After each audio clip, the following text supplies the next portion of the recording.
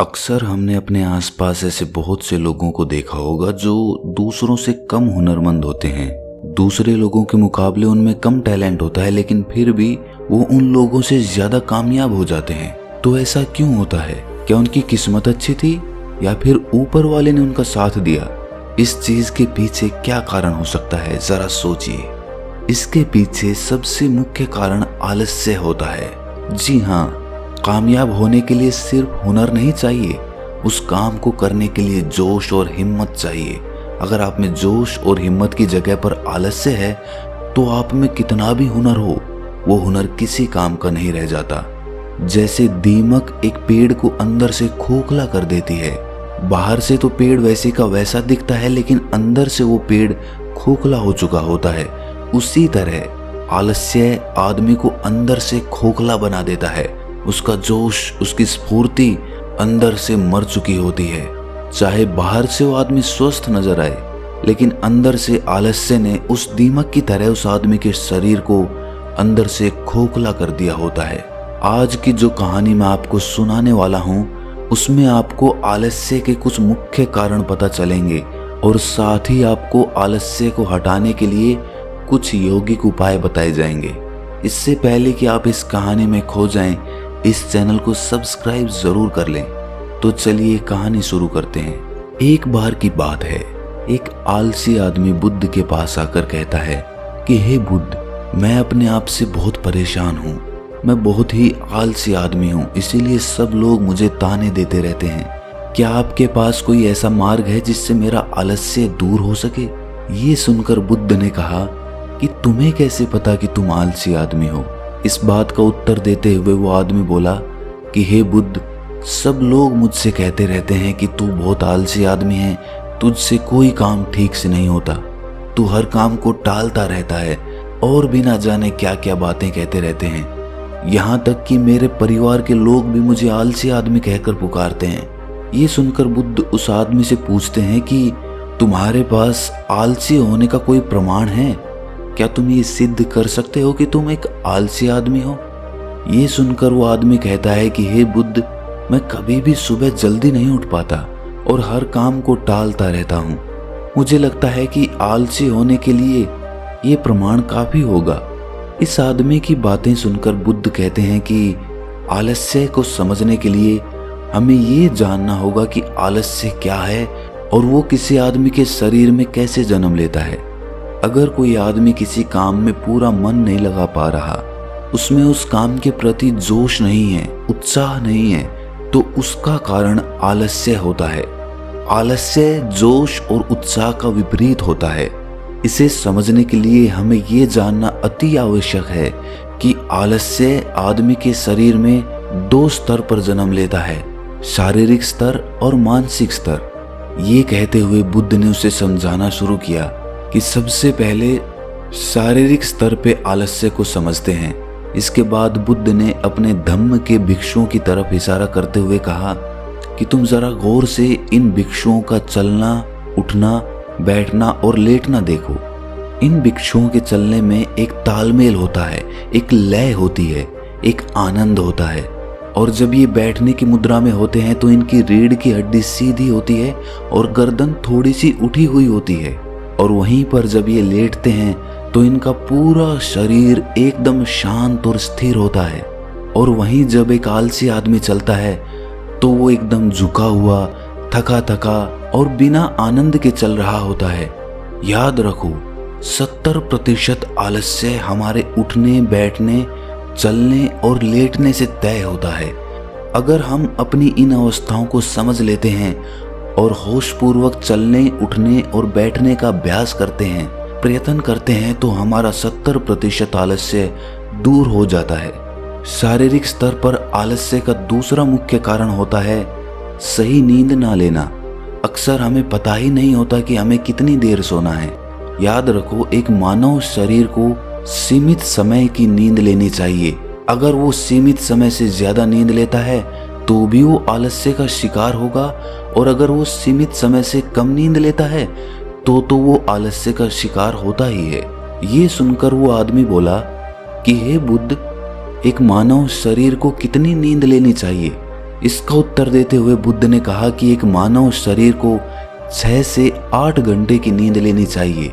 अगर आपका शरीर ज्यादा थका हुआ नहीं है तो 6 घंटे की नींद, अगर ज्यादा थका हुआ है तो 8 घंटे की नींद। इसी के साथ ये भी ख्याल में रखना चाहिए कि सोने के लिए रात का समय निर्धारित किया गया है। कुछ लोग दिन में ही सो जाते हैं, जिसकी वजह से धीरे धीरे आलस्य उनके अंगों में समाने लगता है। शारीरिक स्तर पे आलस्य का तीसरा मुख्य कारण है सुबह जल्दी ना उठ पाना। पूरी प्रकृति, यहाँ तक कि पेड़ पौधे और पक्षी भी सुबह सूर्य उदय होने से पहले जाग जाते हैं। ये हम पक्षियों को देखकर भी समझ सकते हैं कि प्रकृति ने मनुष्य के जागने का कौन सा समय निर्धारित कर रखा है। अगर हम सुबह जल्दी उठते हैं, सूर्य उदय होने से पहले उठते हैं, तो हमारे शरीर में एक स्फूर्ति होगी, एक ताजगी होगी और हम हर काम में अपना मन लगा पाएंगे। ये सुनकर वो आलसी आदमी बोला कि हे बुद्ध, लेकिन मेरा काम ऐसा है जो मैं रात में कर पाता हूँ। इसी वजह से मैं रात में सही समय पर नहीं सो पाता और सुबह जल्दी नहीं उठ पाता। तो जिन लोगों का काम रात में होता है वो सुबह कैसे जल्दी उठ पाएंगे? ये सुनकर बुद्ध कुछ सोच विचार करते हैं और उसके बाद कहना शुरू करते हैं कि जिन लोगों का काम रात में होता है उन्हें अपना काम पूरा मन लगाकर करना चाहिए, और यदि ऐसे लोग रात में काम करके दिन में भी सोते हैं और सीमित समय की नींद लेते हैं तो वे भी आलस्य से बच सकते हैं। लेकिन रात में जितनी गहरी नींद आती है उतनी गहरी नींद दिन में नहीं आ पाती, क्योंकि दिन में शोर शराबा ज्यादा होता है जिससे आदमी गहरी निद्रा में नहीं जा पाता। इसीलिए जो आदमी दिन में सोता है उसे कुछ ऐसी व्यवस्था करनी चाहिए जिससे बाहर का शोर शराबा उसकी नींद में बाधा ना बन सके। इसके लिए वो अपने कानों में रुई वगैरह ठूंस सकता है जिससे बाहर की आवाज उसके कानों में ना पड़े और वो गहरी निद्रा ले पाए। शारीरिक स्तर पे आलस्य का अगला मुख्य कारण होता है भोजन। सही समय पर और सही भोजन करना शरीर के लिए अति आवश्यक होता है। कुछ लोग ऐसा भोजन करते हैं जिसमें कोई जान ही नहीं होती। अब आप ही सोचिए, जिस खाने में जान ही नहीं है, जिस खाने में ऊर्जा ही नहीं है, वो खाना आपके शरीर को ऊर्जा कैसे दे सकता है? और अगर इंसान ऐसा खाना खाएगा तो उसका शरीर किसी भी काम को करने में प्रतिरोध करेगा ही। अक्सर गलत समय पर उल्टा सीधा भोजन करने से आदमी का मोटापा बढ़ता चला जाता है और एक पतले इंसान के मुकाबले एक भारी शरीर वाले इंसान के शरीर में ज्यादा आलस्य पाने की संभावना हो जाती है। इसीलिए ऐसा भोजन करो जो प्रकृति से सीधा प्राप्त हो रहा हो, जिसमें कुछ ऊर्जा हो। ये सुनकर उस आदमी ने कहा कि हे बुद्ध, शारीरिक स्तर पे तो आलस्य को मैं समझ गया हूँ, लेकिन मानसिक स्तर पे आलस्य क्या होता है? इसका उत्तर देते हुए बुद्ध कहते हैं कि इंसान को अपने जीवन में बहुत सारी नाकामयाबी मिलती है। जब वो नाकामयाब होता है, किसी काम को पूरा नहीं कर पाता, तो उसका जोश और उत्साह अगले काम को करने के लिए ठंडा पड़ता जाता है। जब भी वो किसी नए काम को शुरू करता है तो उसका पिछला काम उसके मन को प्रभावित करता रहता है। इसीलिए वो नए काम को पूरे जोश और उत्साह के साथ और पूरा मन लगाकर नहीं कर पाता, और यही आलस्य का कारण बन जाता है, जिसकी वजह से वो नया काम भी पूरा नहीं हो पाता, क्योंकि उसमें उसका पूरा मन और पूरा जोश नहीं लगा होता है। इसके लिए हमें ये समझना जरूरी होता है कि जो पिछला काम हमारा पूरा नहीं हो पाया, उससे भी हमें बहुत कुछ सीखने को मिला है। उससे हमें एक अनुभव मिला है जो हम अपने नए काम में लगा सकते हैं। तो पिछले काम के प्रति नकारात्मक नजरिया रखने की बजाय सकारात्मक नजरिया रखेंगे तो आलस्य हमारे मन में नहीं आएगा। मानसिक स्तर पे आलस्य का दूसरा मुख्य कारण होता है लक्ष्य का स्पष्ट ना होना। ये कहकर बुद्ध उस आलसी आदमी से सवाल करते हैं कि मान लो यदि तुम किसी जंगल में फंस गए हो और तुम्हारे पास खाने पीने के लिए कुछ भी नहीं है, तो तुम क्या करोगे? वो आदमी कहता है कि हे बुद्ध, मैं जिंदा रहने के लिए उस जंगल में खाने पीने का सामान ढूंढूंगा। ये सुनकर बुद्ध कहते हैं कि अगर तुम्हें फिर भी खाने पीने का सामान नहीं मिलता तो? इसका जवाब देते हुए वो आदमी कहता है कि हे बुद्ध, तो मैं किसी भी तरह, किसी भी कीमत पर उस जंगल से बाहर निकलने का पूरा पूरा प्रयास करूंगा। ये सुनकर बुद्ध कहते हैं कि चूंकि वहां पर तुम्हारा लक्ष्य स्पष्ट है, इसीलिए तुम्हारे शरीर में कोई आलस्य नहीं आएगा। उस समय तुम्हें पता होता है कि तुम्हारे शरीर के लिए अभी सबसे ज्यादा जरूरी खाना पीना ढूंढना है।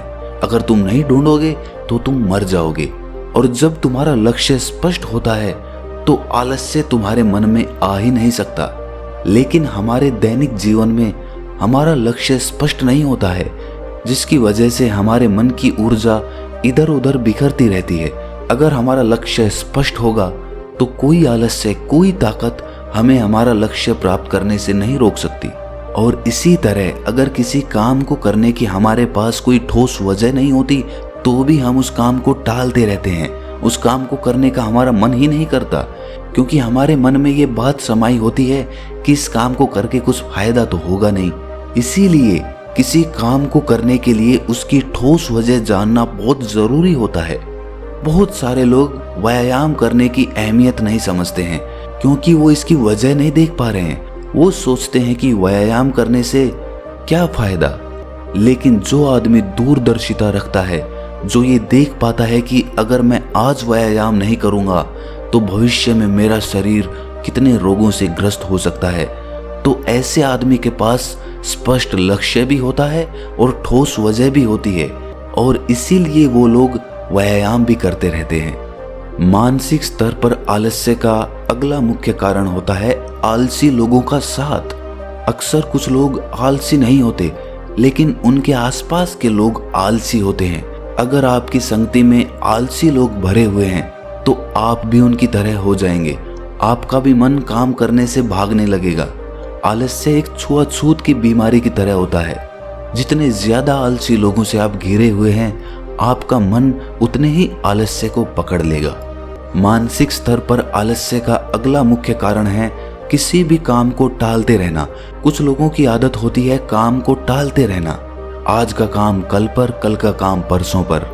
हमें ये महसूस भी नहीं होता कि धीरे धीरे यही हमारी आदत बन जाती है, और ये काम को टालने की आदत धीरे धीरे आपको आलसी बना देती है। इसीलिए किसी भी काम को कल पर मत टालो।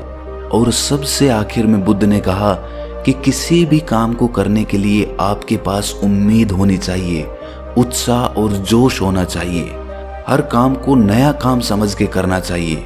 इसके बाद बुद्ध ने उस आलसी आदमी से कहा कि याद रखना, अगर तुम्हारे पास कोई स्पष्ट लक्ष्य है और उसे करने के लिए तुम्हारे पास कोई ठोस वजह भी है, तो दुनिया की कोई ताकत तुम्हें वो काम करने से नहीं रोक सकती।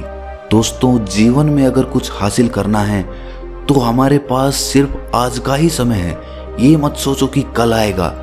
ये मानकर चलो कि हमें जीने के लिए सिर्फ ये 24 घंटे मिले हैं। इन 24 घंटों में मरने से पहले मैं क्या कर सकता हूँ, ये समझ लीजिए कि एक एक सेकंड मिलकर एक मिनट बनता है, और एक एक मिनट मिलकर एक घंटा बनता है, और घंटे दर घंटे एक पूरा दिन बनता है।